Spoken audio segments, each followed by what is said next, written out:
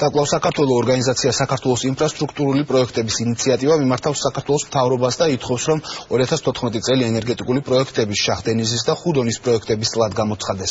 ორგანიზაციის ხელმძღვანელის ლევან კალანდაძის განცხადებით, მსგავსი ტიპის ინფრასტრუქტურულ პროექტებს ქვეყნისთვის სტრატეგიული მნიშვნელობა აქვს და სახელმწიფო პოლიტიკა სწორედ მსგავს პროექტებზე უნდა იყოს ორიენტირებული. ეს პროექტები შესაძლებელია გონივრული სახელმწიფო პოლიტიკის შედეგზე ორიენტირებული სახელმწიფო პოლიტიკის პირობებში ვაქციოთ მნიშვნელოვან ინსტრუმენტად, რომელიც ერთის მხრივ შექმნის ქვეყანაში